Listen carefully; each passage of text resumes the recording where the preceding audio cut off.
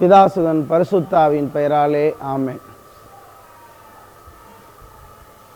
கிறிஸ்துவுக்குள் பிரியமானவர்களே, மீண்டுமாய் கிறிஸ்துவின் மறுரூபம் செபக்குழு யூடியூப் சேனல் வழியாக உங்களை சந்திப்பதில் ரொம்ப சந்தோஷம். எல்லாரும் நல்லா இருக்கீங்களா? கடவுள் நிறைவாய் உங்களை ஆசீர்வதிப்பார். நாம் ஒவ்வொரு நாளும் அன்றாடம் இறை வார்த்தையை தியானித்து கொண்டிருக்கிறோம். இறை வார்த்தை எங்கெல்லாம் சொல்லப்படுகிறதோ அங்கெல்லாம் ஆண்டவர் ஆசீர்வாதத்தை அளவில்லாமல் அள்ளி தருவார்.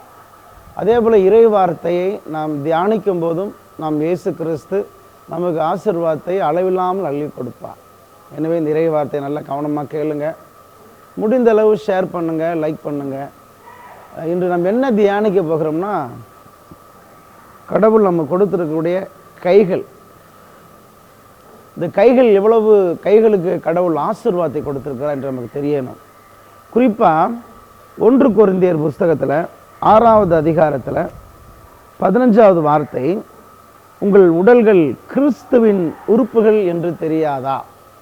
பாருங்கள், நம்முடைய உடல்கள் கிறிஸ்துவின் உறுப்புகள். நம்முடைய கை கிறிஸ்துவுடைய கைகள், கிறிஸ்துவுடைய கரம். நம்மளுடைய கால்களும் இயேசு கிறிஸ்துவுடைய கால்கள், நம்முடைய கண்கள். எனவே நம்முடைய உடல் உறுப்புகள் அனைத்தும், அதான் திருத்தூதர் பவுல் மூலமாய் கடவுள் சொல்லுகிறார், உங்கள் உடல்கள் கிறிஸ்துவின் உறுப்புகள் என்று தெரியாதா? இப்போ நம்முடைய உடல்கள் அனைத்துமே கிறிஸ்துவுடைய உறுப்புகள். ஏன்னா கிறிஸ்து நம்மளை ரத்தம் சிந்தி நம்மளை மீட்டு கொண்டார். எனவே நம்ம உடல் உறுப்புகள் அனைத்தும் ஆண்டவருக்கு சொந்தம், சாத்தானுக்கு சொந்தம் இல்லை.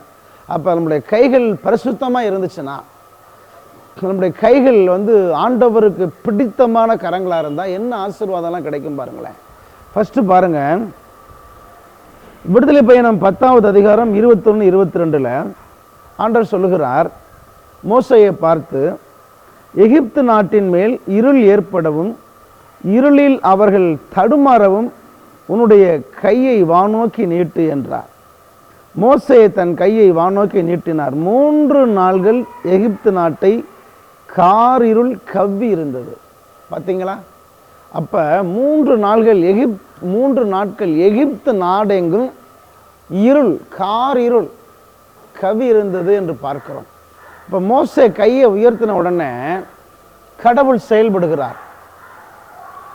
அப்போ இன்று நம்ம வாழ்க்கையிலும் இருக்கக்கூடிய பிரச்சனைகள், துன்பங்கள், துயரங்கள், தாங்க முடியாத வேதனைகள், தாங்க முடியாத பல்வேறு பிரச்சனைகள் எல்லாம் அழிந்து போகணும்னா நம்மளும் மோசையை போல வானோக்கி கரங்களை உயர்த்த வேண்டும்.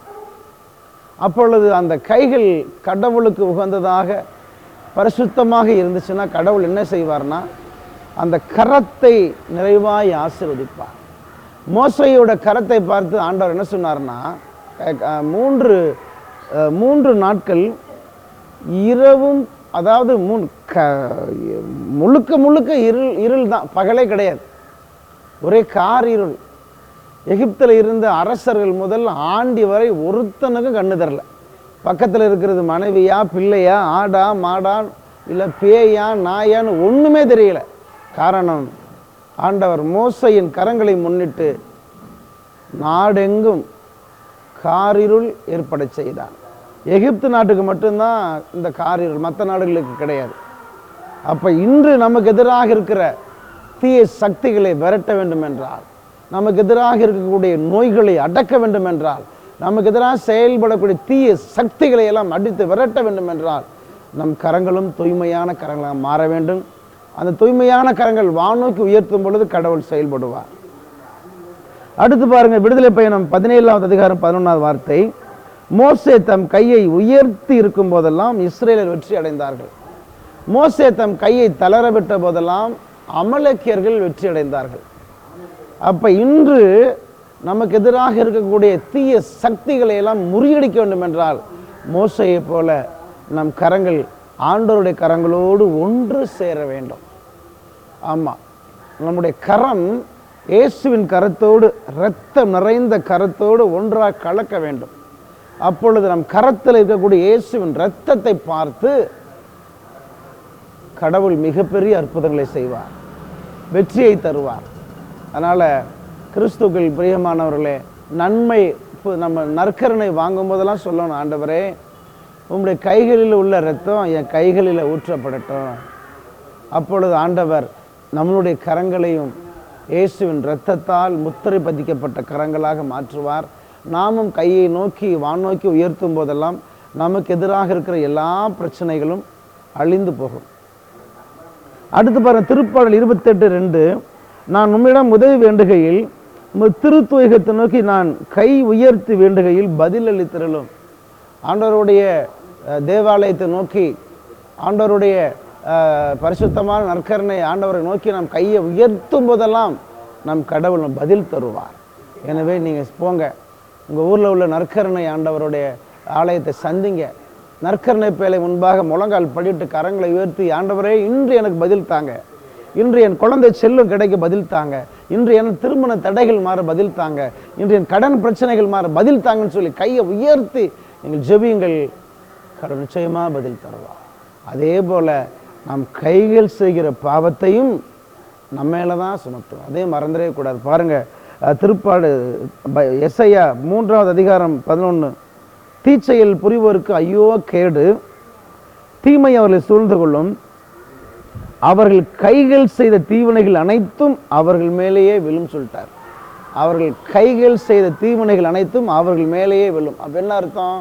நான் அந்த கையில் எவ்வளோ நேரம் செல்லை எடுத்து நோண்டிக்கிட்டே இருக்கிறேன், இந்த கையில் தான் லஞ்சம் வாங்குகிறேன், இந்த கையில் தான் அடுத்தவங்களை குற்றம் சொல்கிறேன், இந்த கையில் தான் அடுத்தவங்களை அடிக்கிறேன், இந்த கையில் தான் தேவையில்லாத அசுத்தமான காரியங்களை செய்து கொண்டிருக்கிறேன். அப்போ இந்த கையில் செய்கிற ஒவ்வொரு பாவத்திற்கும் அது முழு உருவமாக என் மேலேயே பொத்துன்னு விழுந்துடும், ஒரு பெரிய பாறாங்கலை போல் விழுகும், எனக்கு ஆசீர்வாதம் கிடைக்காமலே போயிடும். எனவே இந்த இறை செய்தி கேட்குற நீங்கள் உங்கள் கைகளை தூய்மையாக்கி கொள்ளுங்கள். உங்கள் கைகளை இயேசுவே உங்கள் இரத்தத்தால் கைகளை கழுவுங்கன்னு சொல்லுங்கள். இந்த கைகளில் எந்த ஒரு தவறான காரியத்தையும், ஆண்டவர் வெறுக்கிற அருவருப்பாக கருதுகிற எந்த காரியத்தையும் செய்யாதீங்க. இந்த கைகளை நீங்கள் பாதுகாத்து கொள்ளுங்கள். இந்த கைகள் கடவுளுக்கு, இயேசு கிறிஸ்து தெய்வத்திற்கு உகந்ததாக இருக்கட்டும். அப்பொழுது கடவுள் நிச்சயமாய் உங்களை ஆசீர்வதிப்பார். எனவே உங்கள் கைகளை தூய்மையாக்கி கொள்ளுங்கள். ஆண்டவருடைய ஆசீர்வாதம் சீக்கிரம் உங்களுக்கு கிடைக்கும். நாம் கண்களை மூடி நாம் ஜெபிப்போம். மகா பரிசுத்தரான ஆண்டவரே, இந்த நாளுக்காய் நன்றி அப்பா. அப்பா, என் உயிருள்ள இயேசுவே, இந்த இறைச்செய்தி கேட்குற எங்கள் ஒவ்வொருவரையும் கண்ணோக்கி பாரும் அப்பா. இந்த யூடியூப் சேனல் வழியாக இந்த செய்தியை கேட்டுக்கொண்டிருக்கிற ஒவ்வொரு பிள்ளைகள் வாழ்க்கையிலும் இந்த பிள்ளைகள் கரங்களினால் செய்த பாவங்களை எல்லாம் மன்னிங்கப்பா. இந்த கைகளினால் எத்தனை பாவங்கள் எல்லாம் செய்தார்களோ அதெல்லாம் கழுவி சுத்திகரிங்க. இந்த பிள்ளைகளுடைய கரங்கள் அப்பா உம்முடைய பரிசுத்தமான கரங்களாக மாறட்டும். இந்த கரங்கள் இன்று இயேசுவின் நாமத்தினால் தீமைகளும் தீய சக்திகளும் கரங்களிட்டு வெளியேறி நரகத்தில் விழுகட்டும். கல்வாரி மேல் சிந்திய ஒரு துளி ரத்தம் கரங்கள் மேல் ஊற்றப்படட்டும்.